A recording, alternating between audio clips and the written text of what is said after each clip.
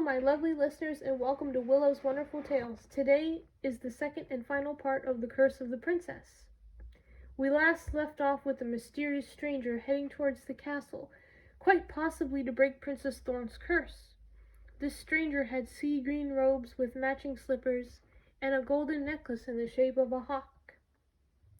He also had sandy blonde hair that didn't quite reach his shoulders and misty ocean blue eyes with a spark of mischief. This was the wizard Reed. He was perhaps the most powerful wizard in the entire kingdom. He arrived at the gates of the castle.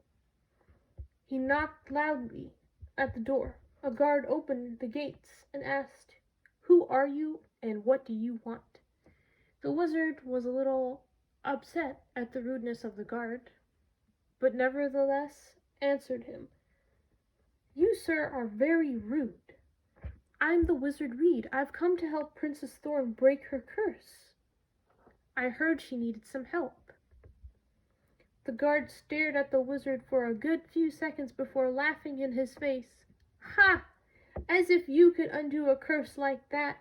The princess's own family practically wants nothing to do with her, and you think you can break her curse?" "I don't think I can break her curse," the wizard answered. "I know I can. I just need to see the princess." "If you insist on making a fool of yourself, then who am I to stop you? Follow me. The princess should be in the garden with her equally annoying gardener friend that insists on speaking to her every single day." The wizard just shook his head and followed the guard. He stepped into the garden and saw the princess laughing with a large ruby-colored dragon and the gardener that the castle guard had mentioned before. "Hello, princess," said the wizard as he approached. The dragon stood up to full height, quite possibly to fry him to a crisp. Only the wizard didn't know that. "Who are you?"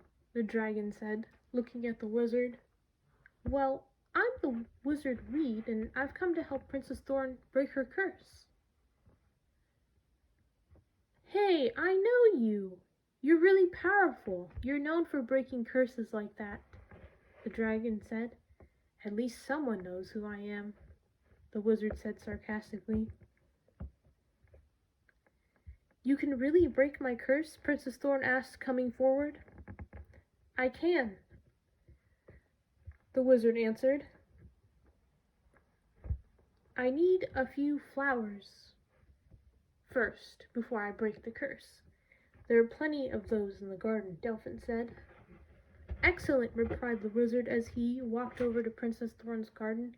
He plucked a few blue snapdragons, a couple sprigs of lavender, and a few white roses before he took their petals off and crushed them together, creating a bright bluish, purplish powder. He took a handful of that powder and blew it into Princess Thorn's face. She coughed a little bit while the wizard used his magic to make the powder sparkle. "The powder didn't change color," the wizard said, exclaiming. "I think I've done it. I think I've broken your curse, princess. Try to walk outside and see what happens." "If you say so," the princess said. Hesitantly, she walked outside. And for the first time, the curse didn't try to pull her back. She could actually walk outside without being pulled right back into the castle. She could leave the castle for the first time. The first thing she did was walk down to the beach and collect a handful of seashells. "I've always wanted to go to the beach, and now I can actually do that," she said in excitement. "Wait until I tell my parents and my brothers," she said excitedly, running into the castle. She burst into the throne room where the king and queen were attending their daily business. "Mother, father, look! The curse has been broken. I can go places now. We can actually do things together." But the king and queen didn't look happy. "What do you mean your curse is broken?" King Grayson asked her. "I mean exactly that. I can go outside," she answered her father. "Your curse wasn't supposed to be broken," her mother said. What do you mean my curse wasn't supposed to be broken? The princess asked her parents. Your curse wasn't meant to be broken. We're the ones who had you cursed by an unknown wizard. It would be easier to keep an eye on you if you couldn't leave the palace. Now that you can, we want nothing to do with you. Do my brothers feel the same way? She asked. They could care less about you. They hardly spent time with you when you were little. Why would they care to now? The princess took one look at both of her parents and promptly threw her crown on the floor. That's fine. I didn't want to be a princess anyways.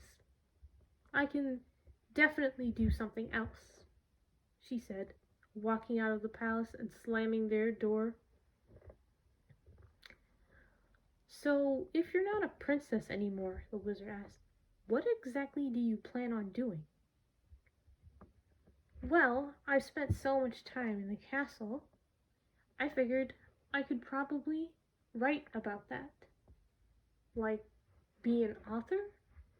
Ash the dragon asked. What else is she going to be? The wizard asked. An illustrator? Stop fighting, you guys, the princess said, laughing. I can write about all of us. We can have adventures together, and I can write about them. That sounds like a great idea, Delphin said. Along the way, you can point out all the different plants. I'm sure that's very exciting, the wizard said sarcastically. Don't blame me if you happen to eat a plant you shouldn't, Delphin said, laughing. Like that plant you're standing next to, I'm pretty sure it turns you into a blueberry. It does what? The wizard said, jumping at least 50 feet in the air. Just kidding, Delphin said, laughing.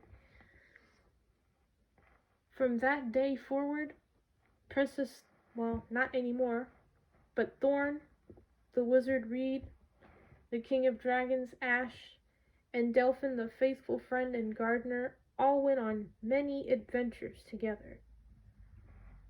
And after they were done, Princess Thorn, formerly Princess Thorn, would write about them in a book and sell them in the village square every single day.